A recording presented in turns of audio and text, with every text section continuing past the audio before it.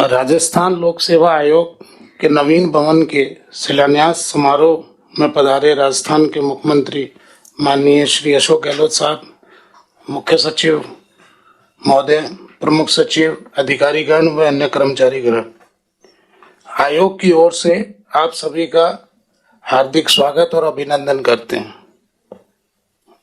आज राजस्थान लोक सेवा आयोग में इंटरव्यू बोर्ड व गोपनीय कार्यों के प्रयोजनार्थ नवीन भवन का शिलान्यास वीसी के माध्यम से माननीय मुख्यमंत्री श्री अशोक गहलोत द्वारा किया जा रहा है।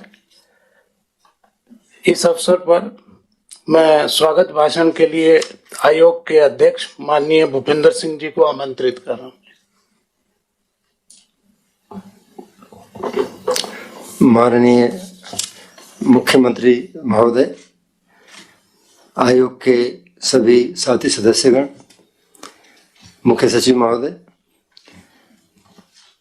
यहाँ उपस्थित कार्मिक विभाग एवं अन्य विभागों के सभी साथी अधिकारीगण, समारोह स्थल पर उपस्थित हमारे सभी आयोग के साथी एवं अतिथिगण एवं मीडिया के साथी, आयोग कार्यालय के इस नए ब्लॉक के शिलान्यास कार्यक्रम में आप सभी का हार्दिक स्वागत एवं अभिनंदन है।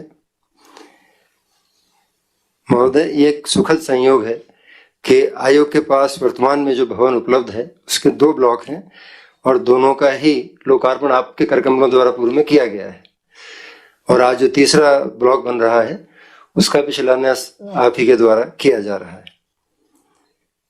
इसके लिए हम आभारी हैं। आप राज्य सरकार ने जो इसके लिए वित्तीय स्वीकृति दी और त्वरित गति से इसके निर्माण में मदद की है, उसके लिए आयोग आभारी है। मुझे विश्वास है कि इस नए भवन के उपलब्ध होने से आयोग के इंफ्रास्ट्रक्चर में बेहतरी होगी और अपने कार्य संपादन में मदद मिलेगी। आयोग यद्यपि एक स्वायत्त संवैधानिक संस्था है, किंतु अपने दायित्वों के बेहतर निष्पादन के लिए वह राज्य सरकार द्वारा उपलब्ध आधारभूत संरचनाओं पर निर्भर करता है। भवन इस संरचना का मात्र एक भाग है। इसके 2 पक्ष और हैं, कार्मिक एवं बजटरी सपोर्ट, और दूसरा नियम और प्रक्रियाएं।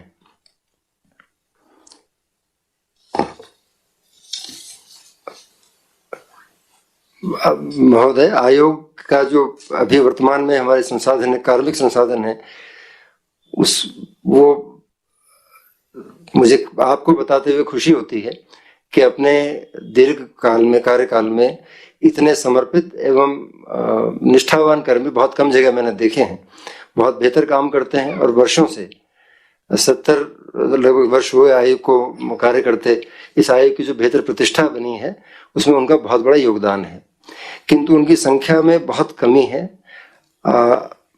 संघ लोक सेवा आयोग की तुलना में आयोग 2 गुना भर्तियां लगभग हर साल करता है, लेकिन हमारे जो कर्मचारी उनकी संख्या वहां से 1/4 से भी कम है। तो उसके कारण से कर्मचारी पर भार बहुत ज्यादा है। रात 12-1 बजे तक मैं देखता हूँ लगातार काम उन्हें करना पड़ता है।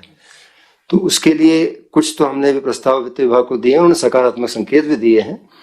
साथ ही लगभग 40 से 50% हमारे लिपिकों की पोस्ट खाली हैं, रिक्त हैं और नई भर्तियां नहीं हो पा रही हैं। तो हमने ये भी सुझाव दिया है कि आयोग स्वयं इन भर्तियों को जल्दी से पूरा करे ताकि वो अपने कार्य को गति दे सके। उसके लिए राज्य सरकार की स्वीकृति की अपेक्षा है। जहां तक नियमों का प्रश्न है, गत दिसंबर माह से ही मैंने मुख्य सचिव महोदय से भी पत्राचार किया है, आपसे चर्चा भी हुई है कि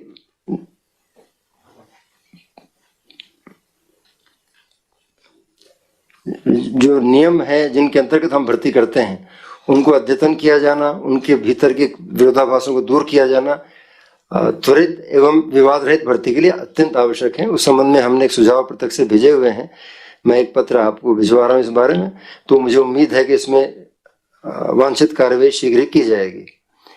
इसमें एक चीज की ओर मैं आपका ध्यान आकर्षित अवश्य करना चाहूंगा कि आयोग मूलतः 3 प्रकार की परीक्षाएं करता है। जो जितनी परीक्षाएं होती हैं 3 प्रकार के नियमों से होती हैं। पहली है जो लिखित परीक्षा की मेरिट के आधार पर होती हैं सिर्फ, दूसरी हैं जिनमें लिखित परीक्षा और साक्षात्कार दोनों शामिल हैं, और तीसरी सीधी भर्तियां कहलाती है जिनमें सिर्फ साक्षात्कार के आधार पर भर्ती होती है।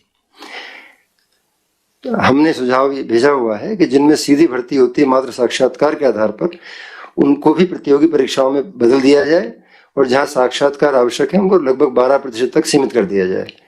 उसमें जब तक वो होता है, आयोग द्वारा स्वयं ये व्यवस्था की गई है कि जिनमें मात्र साक्षात्कार के आधार पर ही भर्ती होती है उनमें 60% अंक आज भी हम स्क्रीनिंग परीक्षा और कैंडिडेट के एकेडमिक रिकॉर्ड के आधार पर देने लगे हैं, ताकि प्रक्रिया अधिक पारदर्शी हो।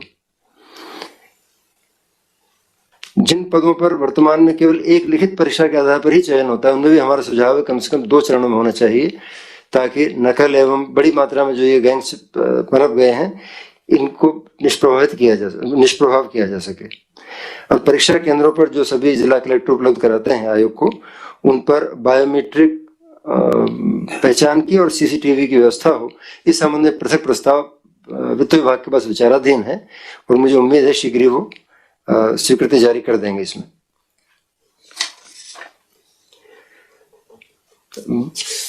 अंत में एक चीज जिसका आप शुरू से बड़ा आग्रह करते रहे, आपने निर्देश भी दिए हैं बार बार, और आप स्वयं मॉनिटरिंग करते हैं कि आयोग का भर्ती कैलेंडर नियमित हो, तो प्रतिवर्ष एक नियम से चले। उसमें हमने इसका परीक्षण भी कराया है। मैंने पहले एक बार निवेदन किया था कि हम प्राय अभी तक ये परंपरा है कि जब हमें अर्थनाएं मिलती हैं राज्य सरकार से भर्ती की, उसके बाद हम प्रक्रिया आरंभ करते हैं, जिसमें लंबा समय लगता है। तो हमने परीक्षण कराया, ये संभव है कि हम अपना कैलेंडर नियमित एक जारी कर दें, लेकिन वो तभी संभव होगा जब उसके संबंध में अर्थनाएं राज्य सरकार से समय पर पूर्ण प्राप्त हो जाएं और इस प्रकार की आश्वस्ति हो। उसका एक ड्राफ्ट हमने तैयार किया जो मैं आपको भिजवा रहा हूं। यदि राज्य सरकार की सहमति बने तो उसे जारी किया जा सकता है।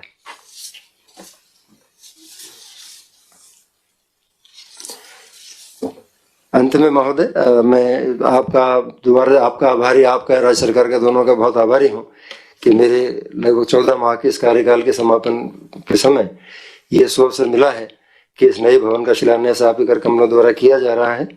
इसके लिए हमारे सभी साथियों, खासतौर पर हमारे जो अभी यहाँ नहीं है प्रमुख सचिव वित्त जो जुड़े हुए हैं हमसे, उनका मैं आपके माध्यम से विशेष आभार व्यक्त करना चाहता हूँ। वो हमेशा बहुत पॉजिटिव रहे हैं।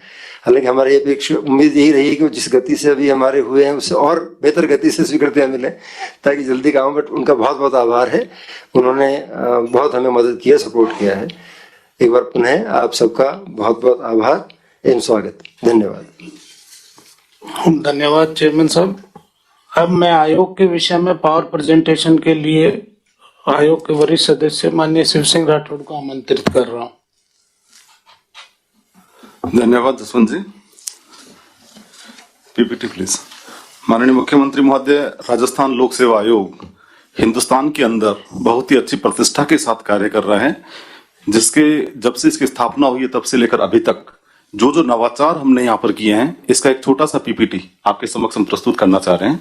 सबसे पहले इसकी पृष्ठभूमि जो परिचय करें तो राजस्थान लोक सेवा आयोग भारत का 7वां सबसे पुराना लोक सेवा आयोग है। हिंदुस्तान के संविधान के अनुच्छेद 315 से 323 में लोक सेवा आयोग परिभाषित है। राजस्थान लोक सेवा आयोग की स्थापना 16 अगस्त 1949 को हुई थी और स्थापना के समय एक अध्यक्ष और 2 सदस्य हुआ करते थे, जो वर्तमान में एक अध्यक्ष और 7 सदस्य हैं। कार्यालय अजमेर में, जैसा अध्यक्ष महोदय ने बताया, 21 अक्टूबर 2000 आपके द्वारा उसका लोकार्पण किया गया। वर्तमान जो परिसर है उसमें स्थानांतरित हुआ और वहां पर एक अतिथि गृह जो कि गोपनीय कार्य के लिए जो हमारे एक्सपर्ट्स आते हैं उनके रुकने के लिए, इसका लोकार्पण भी आपके कर कमलों द्वारा किया गया था। Next please. आयोग का जो काम है माननीय मुख्यमंत्री महोदय, जिसके अंदर विभिन्न सेवा पदों के लिए श्रेष्ठतम उम्मीदवारों को चयन करना है, पदोन्नति समितियों की बैठक का आयोजन हम करते हैं, विभिन्न सेवा नियमों का निर्माण एवं संशोधन का कार्य करते हैं और अनुशासनात्मक जो भी विषय पर निवृत्ति वेतन संबंधी लाइक एंड डिसिप्लिनरी एक्शंस हैं, उसके एक्शन की कंकरेंस देना भी आरपीएससी का काम है। Next please. आरपीएससी की उपलब्धियां 2018 से 2021 तक हम थोड़ा सा इस पे नजर डालें तो हमें जो कुल आवेदन प्राप्त हुए हैं उसमें 45,26,126 आवेदन हमें प्राप्त हुए हैं। 207 परीक्षाएं 2018 से 2021 के मध्य हमने आयोजित की है। 12,220 अभ्यर्थियों का साक्षात्कार आयोजित किया गया है और 31,951 अभ्यर्थियों का चयन करके अनुशंसा राज्य सरकार को भेज दी गई है और इन 3 वर्ष में 2018 से 2021 में लगभग 52,318 पदोन्नतियां की जा चुकी है।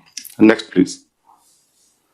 उपलब्धि 2018 से 2021 तक अगर देखें तो किस तरह का विज्ञापन और परीक्षाओं का आयोजन हुआ है, तो उसमें मुख्य रूप से राजस्थान राज्य अधीनस्थ सेवा जो आरएस का एग्जाम होता है, व्याख्याता का है, सहायक आचार्य कॉलेज शिक्षा और चिकित्सा शिक्षा का है, प्रधानाध्यापक संस्कृत शिक्षा विभाग का है, सहायक अभियंता, सहायक वन संरक्षक, सांख्यिकी अधिकारी, सहायक कृषि अधिकारी, खाद्य सुरक्षा अधिकारी, कनिष्ठ विधि अधिकारी, पशु अधिकारी, उप निरीक्षक, प्लाटून कमांडर इत्यादि ये हम विज्ञापित कर चुके हैं और परीक्षाओं का आयोजन भी करवा चुके हैं। उक्त विज्ञापित पदों में से 31,951 पदों को हम विज्ञापित जो पूर्व में भी है और 3 वर्ष में है, इसकी अनुशंसा राज्य सरकार को भेज चुके हैं।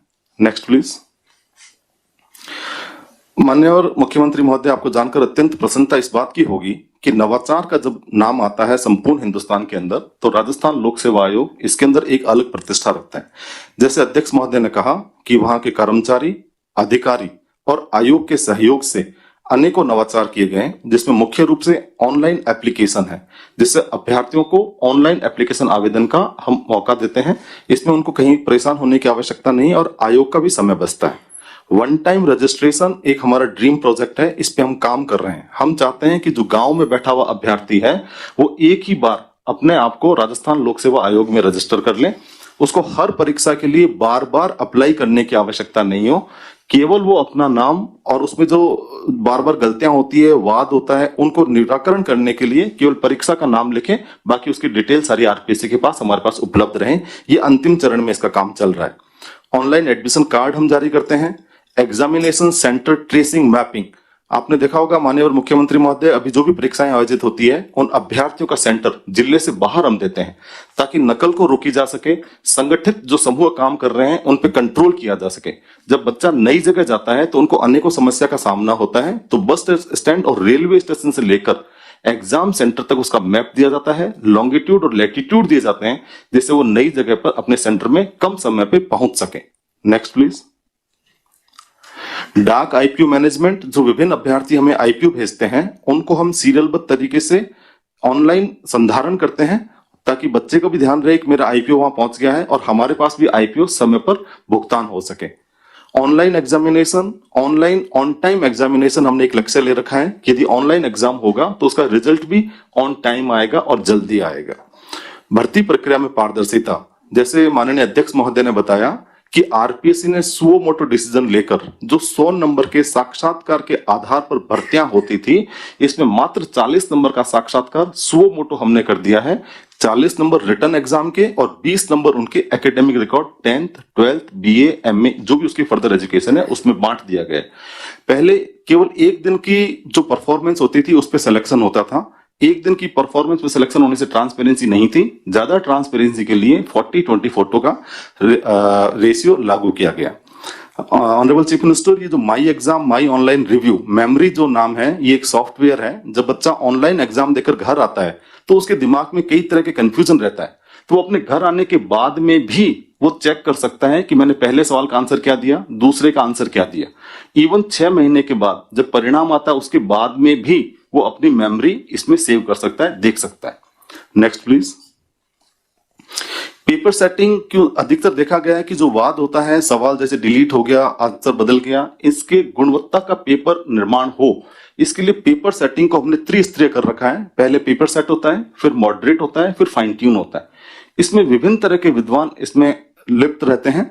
इसके बाद में पेपर एक से अधिक सेट किए जाते हैं। वो चेयरमैन के स्तर पे चाहे उसको जम्बलिंग करना है, जो भी अध्यक्ष महोदय इसका निर्णय लेते हैं, उसके निर्णय के पश्चात गुणवत्ता का पेपर अभ्यर्थियों तक पहुंचे, इसके लिए काम किया जाता है।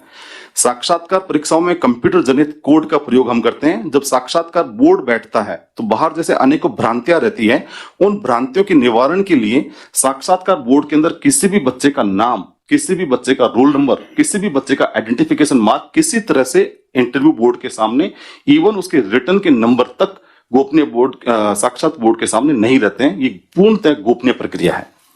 बार कोडेड ओएमआर मूल्यांकन पत्रक हम यूज करते हैं। रोल नंबर, प्रश्न पत्र और उत्तर पुस्तिका भी दोनों पे अंकित होता है। और परीक्षा में वीडियोग्राफी को अनिवार्यता करना, ताकि जिससे सेंटर्स में किस तरह की एक्टिविटीज होती है उसको हम देख सकें।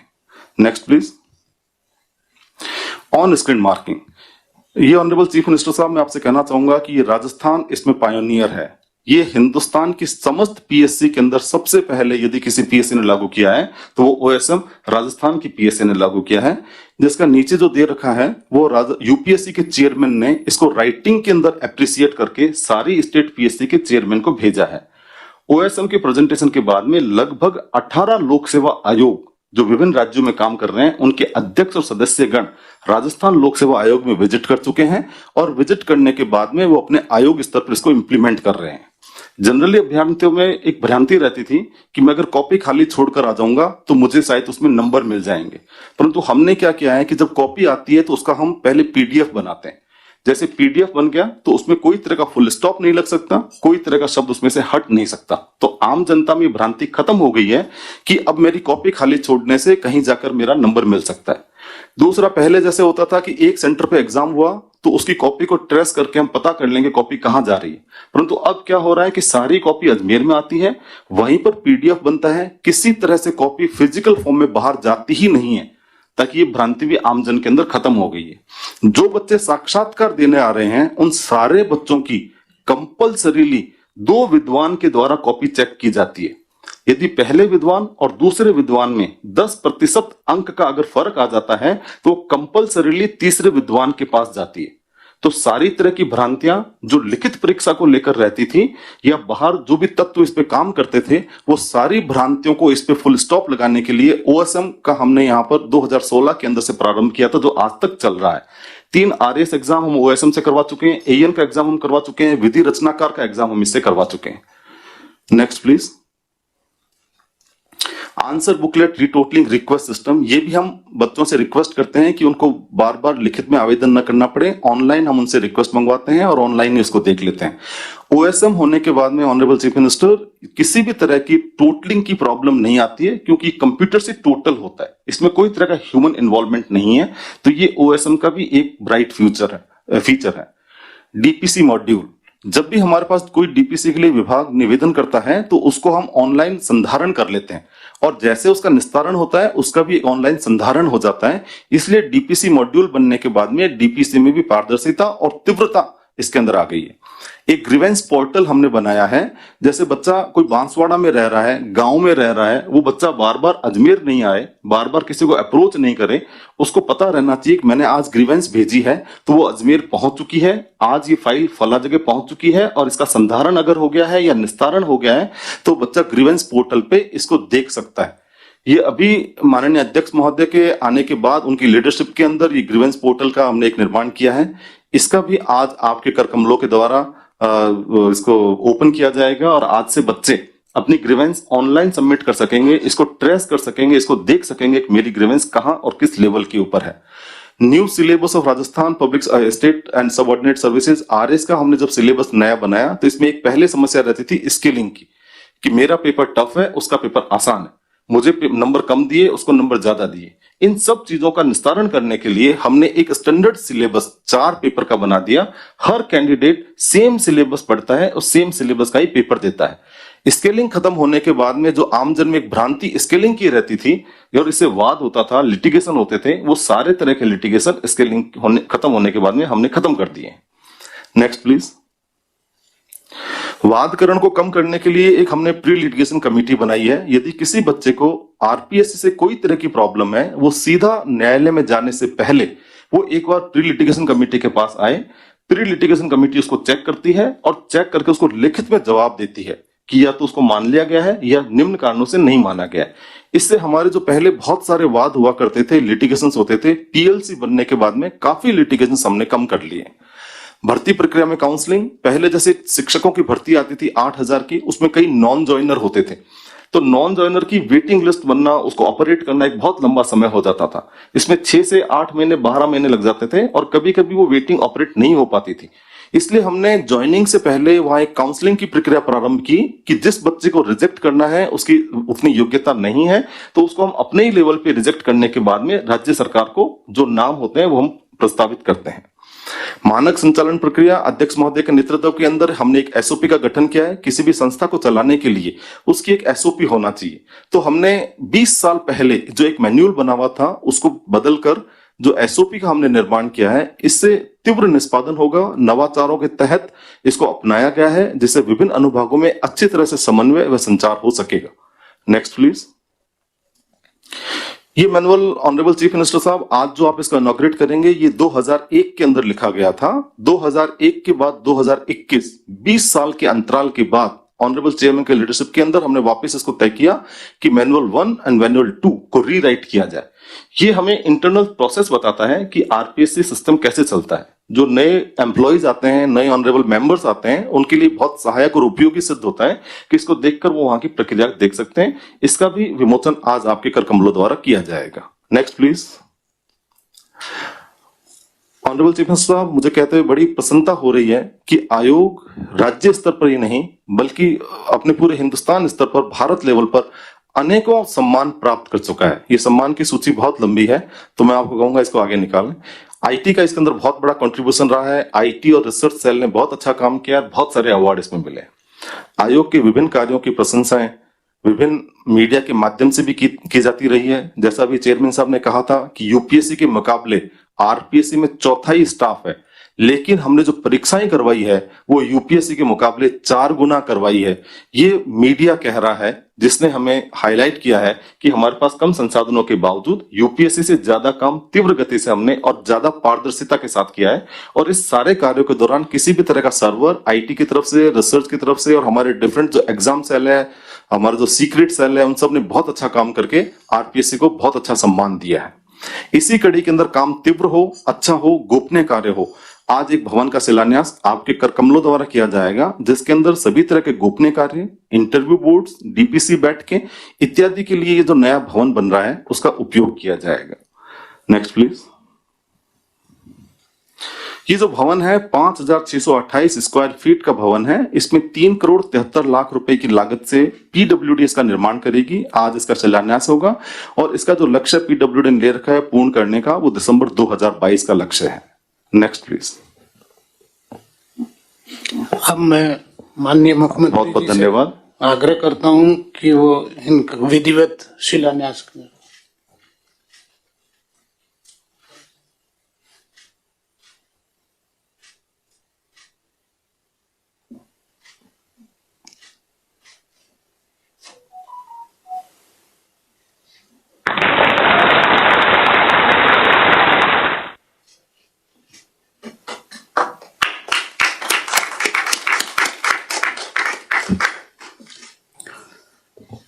माननीय मुख्यमंत्री जी से आग्रह है कि जिस मैनुअल का अभी उल्लेख किया था, जो 20 वर्षों के अनुभव के आधार पर तैयार किया गया, अपडेट किया गया है, उसका विमोचन करने का शुभ।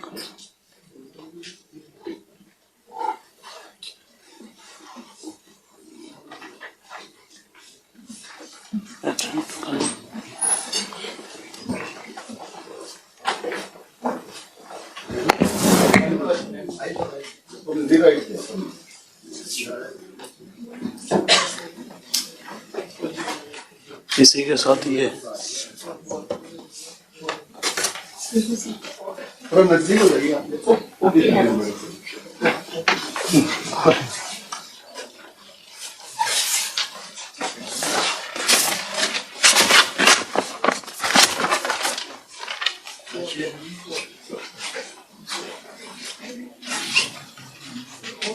जी, आप तो हमारे ये और जैसे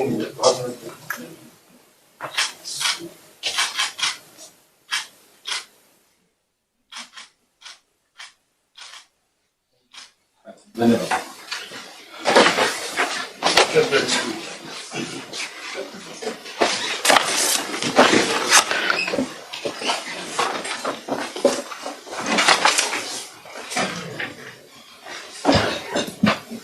अब माननीय मुख्यमंत्री जी से आग्रह है कि आरपीएससी के ग्रीवेंसेस रजिस्ट्रेशन हेतु जो वेबसाइट है उसका लोकार्पण भी आप अपने कर कमलों द्वारा करें।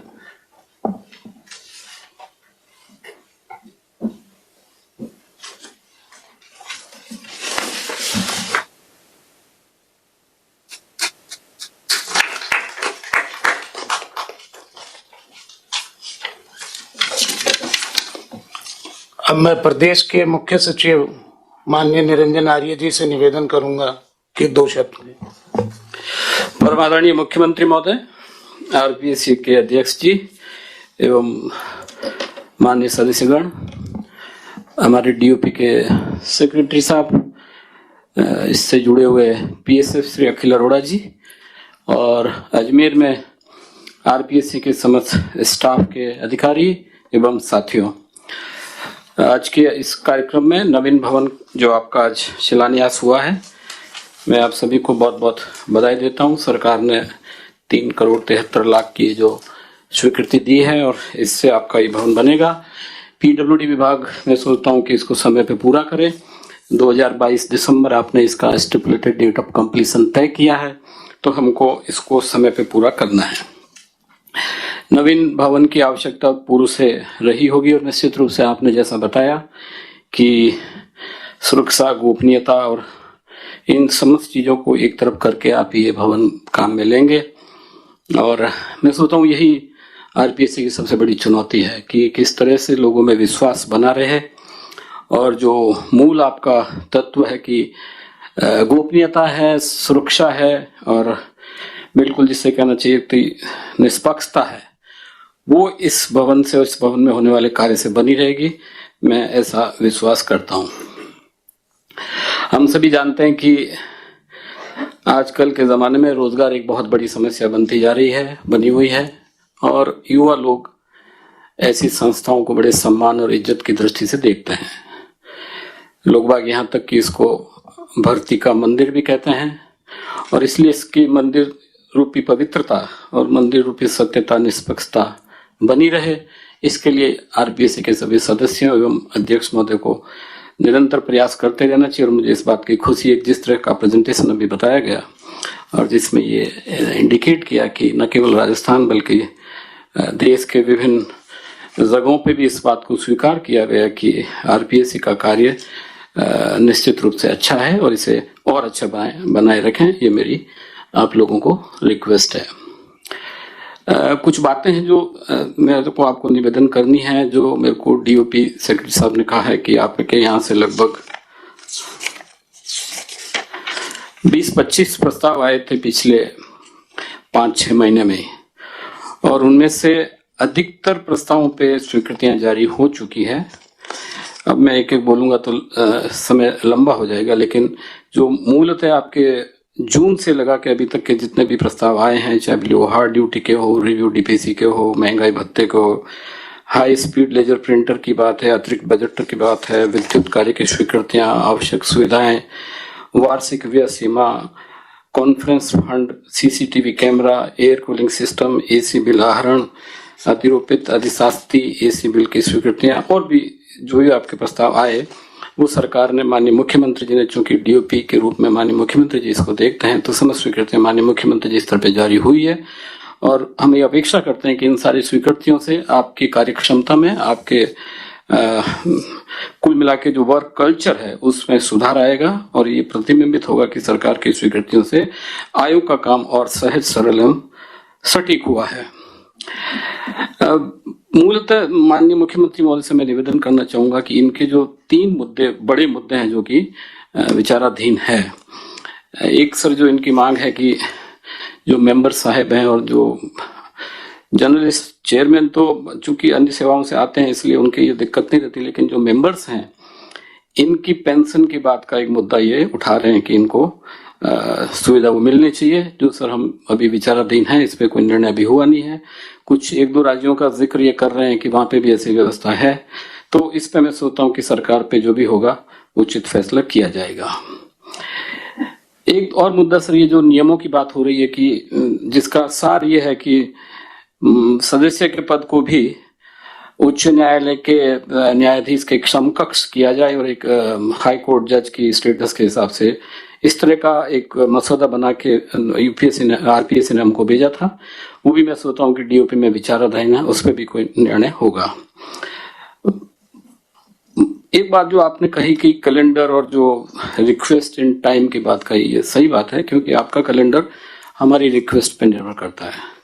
तो हम सभी विभागों से भी ये कहेंगे, आग्रह करेंगे कि आपकी जो बात है कि अगर सभी विभाग अपने सही समय पे रिक्वेस्ट भेज दे, लिहाजा आप उसका कैलेंडर समय पे जारी कर पाएंगे।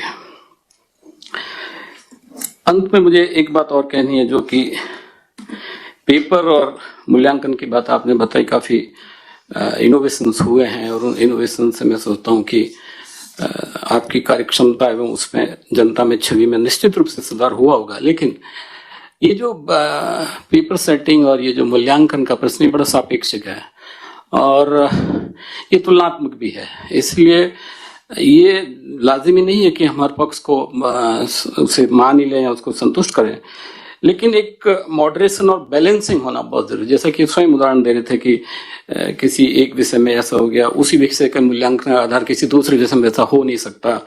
यूपीएससी भी ऐसा परिवर्तन करती रहती है, मॉडरेट करती है, बैलेंसिंग करती है, ताकि प्रश्न ये रहे कि जो कैंडिडेट है, अभ्यर्थी है, उस अभ्यर्थी की जो मौलिक होशियारी है, मौलिक जो बुद्धि लब्धि है, उस मौलिक बुद्धि लब्धि को आप कैसे मूल्यांकित करें और उसके साथ किसी प्रकार का अन्याय नहीं हो। मात्र केवल मैथमेटिक्स के पहाड़े याद करने से कोई व्यक्ति इतिहास के किसी उससे पीछे रह जाए, इसमें भी हमें सोचने की जरूरत है। इसलिए जब कभी भी आप पेपर सेटिंग करें या जो मूल्यांकन का आपका पैमाना हो, उसमें किस तरह से इसमें सापेक्षता लाए, ये एक ऐसा ये बड़ा संवेदनशील मुद्दा है और ये करना भी बड़ा टेढ़ा है। विभिन्न आरपीओसी ने, विभिन्न स्टेट पीसीएस ने किया भी होगा, ये यूपीएससी भी करती है। हम सुनते थे पहले कि भाई पहले आईएएस में जो लोग आते थे वो, या सिविल सर्विस में, नॉट ओनली आईएएस बट सारी केंद्रीय सेवाओं में, उन लोगों के ऑप्शनल्स का आधार मूल्यांकन और मूल्यांकन से उसके बाद आने वाली जो उनकी पोजीशन है वो कुछ अलग हुआ करती थी। और बाद में जब यूपीएससी ने कुछ अन्य विषयों को उसमें शुमार किया, शामिल कर दिया, तो पूरा मसौदा ही बदल गया, पूरा फ्लेवर बदल गया, पूरा रंग बदल गया कि अब जो सूची आ रही वो बिल्कुल ही एक निहायत ही तकनीकी सूची की तरह होने लग गई।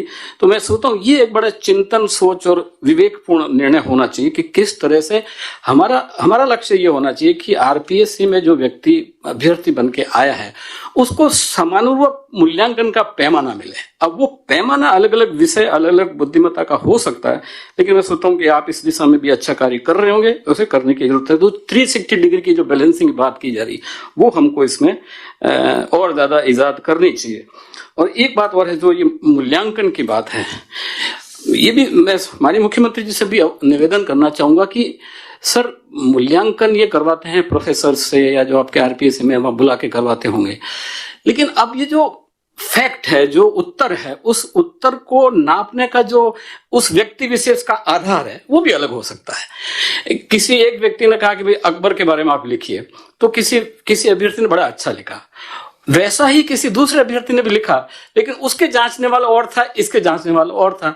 इसने उन तथ्यों का एप्रिसिएशन दूसरी तरह से किया, उसने उस तथ्यों का एप्रिसिएशन दूसरे से किया, इसने उसको 10 में से 6 नंबर दे दिए, उसने उसको 10 में से 4 ही दिए। तो ये बड़ा चुनौतीपूर्ण कार्य है कि इस बैलेंसिंग को कैसे करें। हमारा लक्ष्य ये होना चाहिए कि प्रत्येक अभ्यर्थी की जो मौलिक योग्यता है उसका मूल्यांकन सही हो, और उस मूल्यांकन सही होकर हमारे राज्य की सूची में वो आए। अवसर की समानता कहने का किस तरह से उपाय हम कर सकते हैं, मैं सोचता हूँ ये एक बहुत बड़ी चुनौती है। बहरहाल जो सारी विशेषताएं और जो आपके उपलब्धियां आपने बताई उसके लिए आप सभी को, और जिस तरह से आरपीएससी स्टाफ की तारीफ की गई, इतनी मेहनत कश कार्य करते हैं, ये दिन रात बैठे रहते हैं।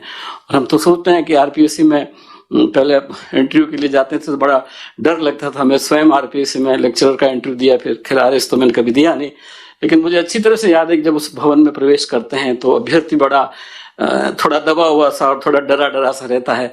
किस तरह से यह भी प्रयास किया जाए कि उसकी मौलिकता बाहर आए।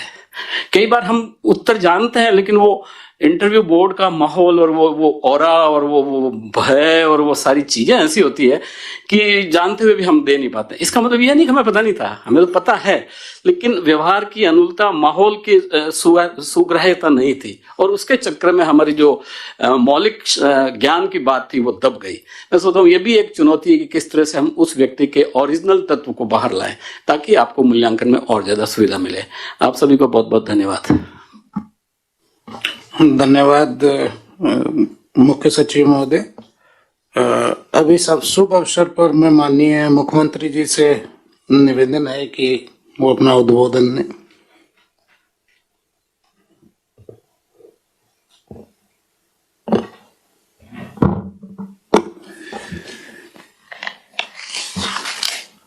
आरपीएस के चेयरमैन भूपेंद्र सिंह जी और तमाम सदस्यगण, doctor Shiv Singh Rathore, Shrimati Rajkumari Gurjar, Shri Ramuram ji Rayka, doctor Sangeeta Arya ji, Jaswant Singh ji Rathi, Babulal Katara, doctor Manju Sharma, chief secretary Neel Arya ji, finance secretary Akhil Arora ji, Kuldeep Ranka ji, Hemant Kumar Gera ji, तमाम उपस्थित अन्य हमारे अधिकारीगण, आरपीएससी परिवार के सदस्यगण, मुझे बहुत प्रसन्नता है कि जैसा अभी डॉक्टर भूपेंद्र सिंह जी ने कहा कि तीसरा भवन है जो मेरे द्वारा उद्घाटन या शिलान्यास किया जा रहा है। तो आप सोच सकते हैं कि ये मेरा सौभाग्य है कि आरपीएससी के एक के बाद एक भवन बने भी हैं और मुझे अवसर मिला है कि मैं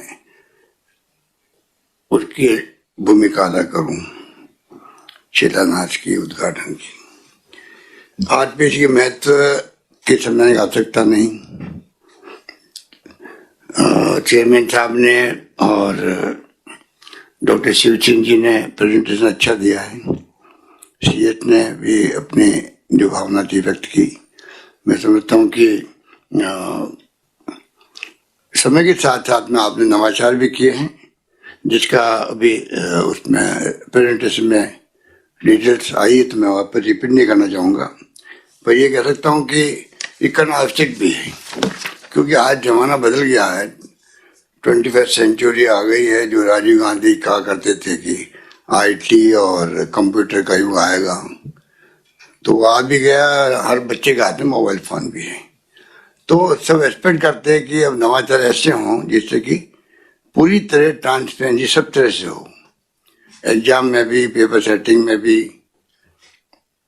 और एप्लीकेशन देने में भी, जो बताया गया प्रेजेंटेशन में, परिणाम आने में भी, सब तरह से ट्रांसपेरेंसी कैसे हो। अब संभव भी है, आईटी के बाद में संभव है कि समय का बचाव और हम लोग कॉन्फिडेंस पैदा कर सकते हैं प्रदेशवासियों में भी, आम नागरिकों के अंदर भी, और जो एग्जाम देते हैं बच्चे उनको भी अंदर भी। और उसके लिए आपने काफी अच्छे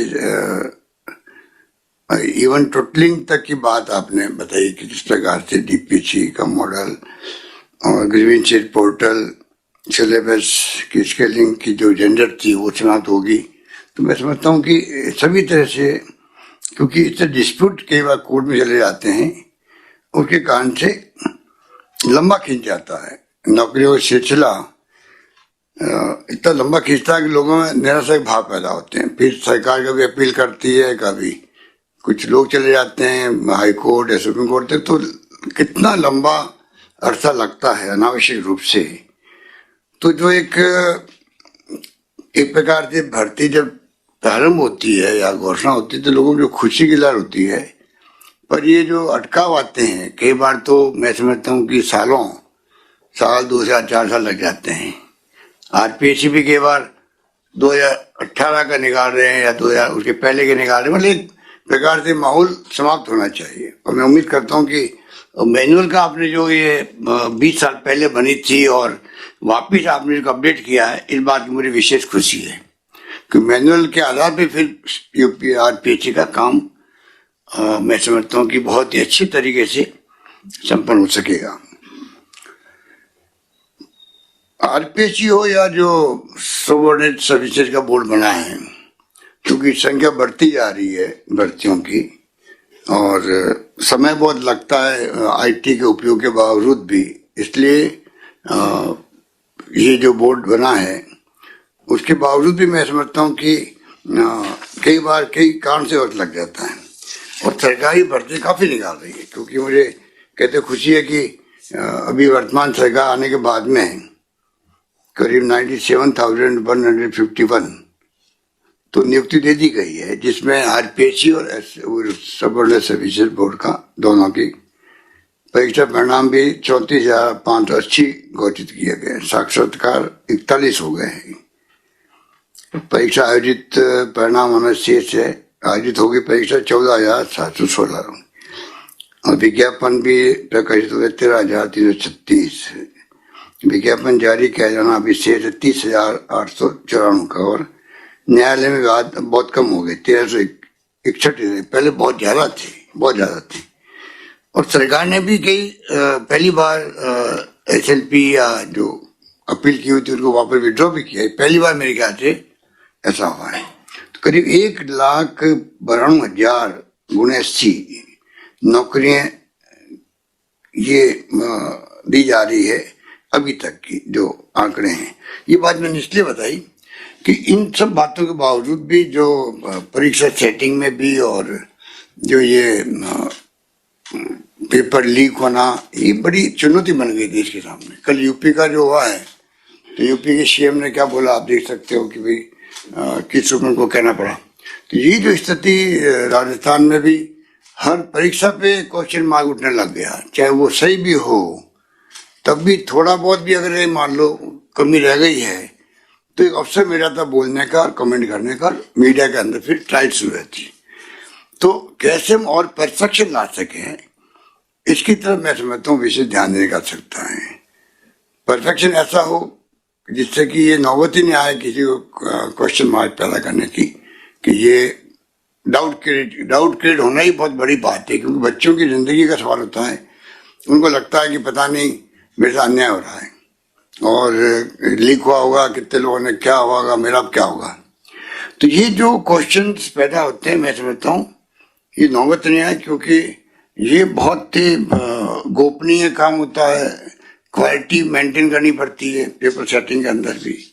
तो तमाम तरह से मैं देखता हूँ कि जो स्थिति है जितना आप ज्यादा बारीकी से जाएंगे आरपीएससी चेयरमैन और मेंबर से मिल करके प्रशासनिक दृष्टिकोण से सब काम करेंगे उतना ही ज्यादा परिणाम अच्छे देने में और पब्लिक का विश्वास गेन करने में आप लोग कामयाब होंगे। सवाल अभी आरपीएससी की क्रेडिबिलिटी का भी साथ साथ सरकारी क्रेडिबिलिटी आ गई है। लोगों में लगता भी ये क्या हो रहा है, बार बार पेपर लीक हो रहे हैं, चाहे वो सबऑर्डिनेट सर्विसेज के बोर्ड के हों चाहे कोई हो, पर लोगों में एक धारणा है कि सिलेक्शन क्या होता है ये स्थिति क्यों पैदा हो रही है। और आपने जो कुछ समस्या बताई है उसकी तरफ हम ध्यान देंगे। सीएस ने खुद ने इस बात को माना भी है कि जो स्टाफ की कमी है या जो भी कमी आपने बताई है और जो फाइनेंस में आपने भेज रखा है हम उनको प्रायोरिटी से देखेंगे कैसे इसको लागू करवा सकें। क्योंकि ये भी अपना बहुत जरूरी है कि इतना वर्कलोड हो जाता है तो फिर क्वालिटी में फर्क पड़ता है। कितनी कोशिश कर ले तो फर्क पड़ता है।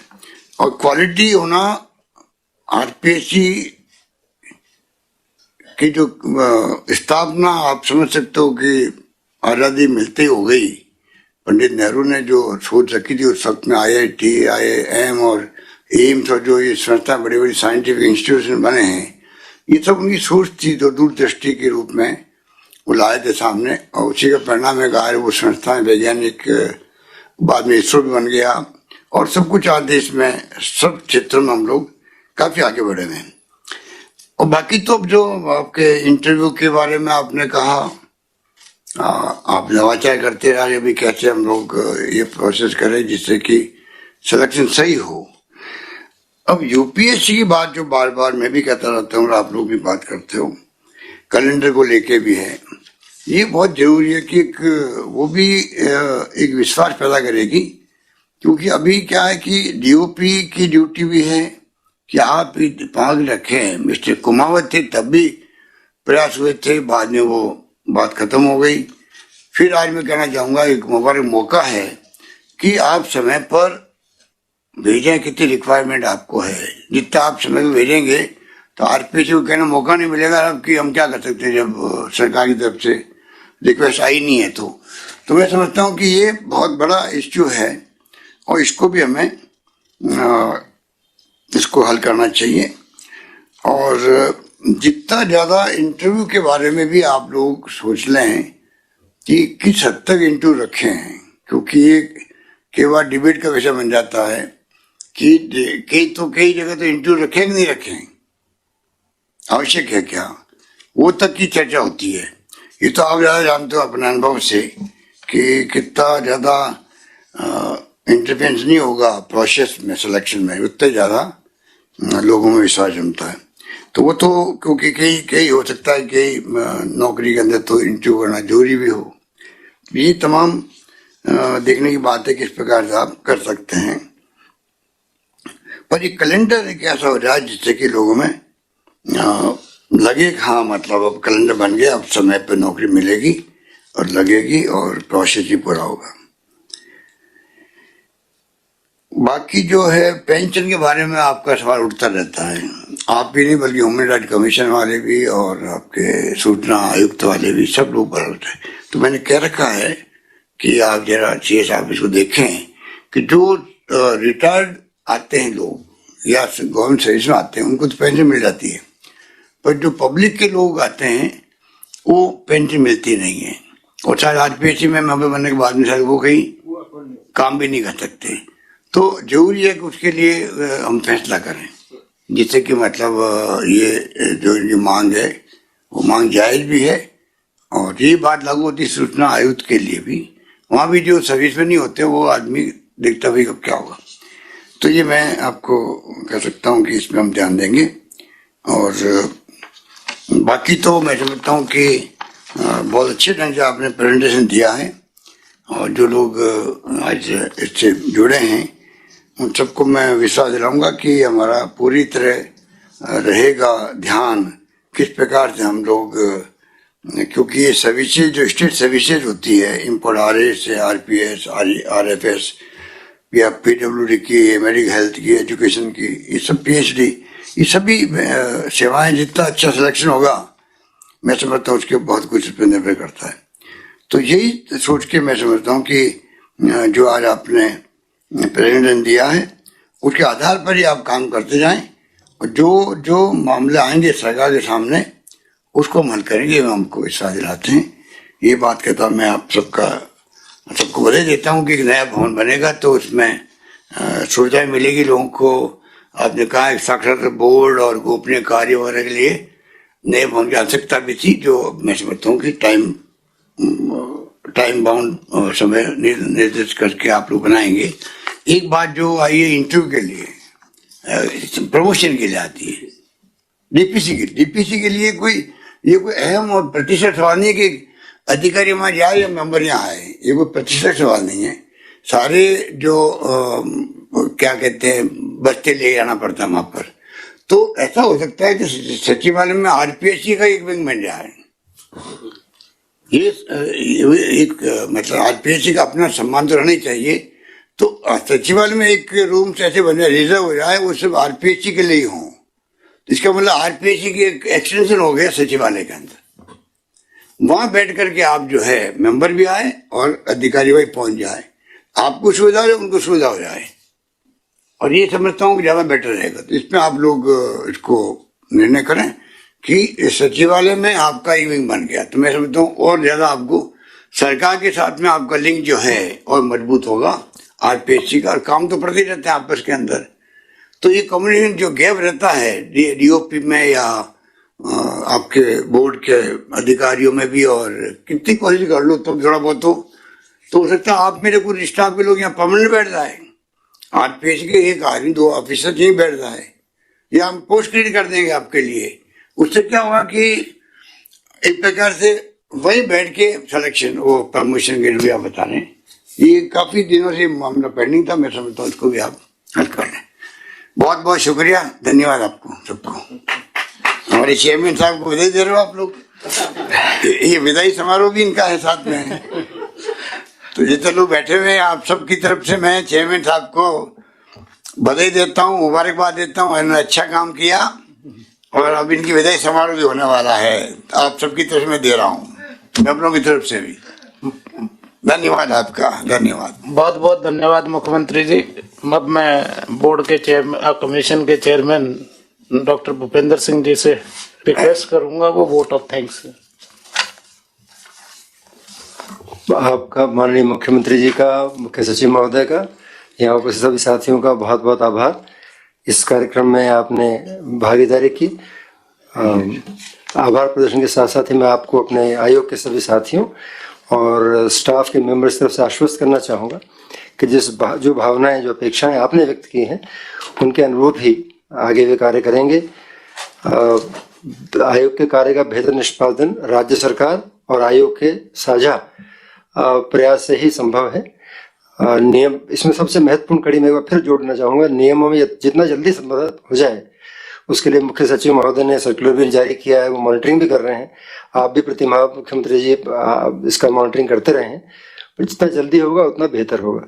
सिलेबस का आपने जिक्र किया, अधिकांश परीक्षाओं में सिलेबस नियमों का ही पार्ट है, तो इसलिए वो भी अद्यतन हो जाएगा, तो उससे बहुत मदद मिलेगी हमें। डीपीसी के इंटरव्यू के बारे में सर आपने कहा, इंटरव्यू कुछ समस्या हमारी ये भी है सर कि हमें आयोग चूंकि अपना कोई प्रचार प्रसार करता नहीं है, तो शायद सूचनाएं हम उस प्रकार से लोगों को दे नहीं पाते, हम बता नहीं पाते एक्चुअली हम कर क्या रहे हैं। उस कारण से भी अवेयरनेस नहीं है, उस कारण से भी आलोचना से अधिक होती है। उसके लिए आपने इस वर्ष एक पीआरओ का पद हमारे स्वीकृत कर दिया है। उम्मीद है हम अधिक युवाओं तक, लोगों तक पहुंच पाएंगे, उन तक अपनी समस्याओं, अपने इश्यूज, अपने अचीवमेंट को बेहतर बता पाएंगे, उनके डाउट्स का निवारण कर पाएंगे। डीपीसी के लिए आपने फरमाया, रूम आपने ऑलरेडी सैंक्शन कर दिया है सर, यहाँ पर स्वीकृत कर दिया है, रूम तैयार है। पद जैसा आपने फरमाया, यदि कोई एक रीजनेबल सीनियरिटी का पद आप दे देंगे यहाँ, तो यहाँ बेहतर कोऑर्डिनेट करे, नियमों में कि बेहतर कोऑर्डिनेट कर पाएगा वो, तो हर प्रकार से हो जाएगा वो। रूम तो मुझे मालूम रिजर्व हो गया जी, पर मैंने उससे आगे बढ़ के बात की, वो रूम जो है आरपीएचसी खाते में जाएगा। जी जी उसके लिए बहुत बहुत आभार सर। रूम आरपीएचसी का एक्सटेंशन काउंटर या एक्सटेंशन रूम हो गया वो। सर आपने बिना सचिवालय रूम रिजर्व भी कर दिया, आप कहोगे ना मतलब क्या होगा, तो वही रही है। जी सर, पर हम कह रहे हैं कि आरपीएचसी के बिहाफ पे बोलूं आपके लिए कंट्रोल सर आपको बहुत बहुत आभार सर। आपने रूम भी दिया, पद भी दे दिया, बहुत बहुत धन्यवाद, बहुत बहुत आभार sir. Thank you, thank you.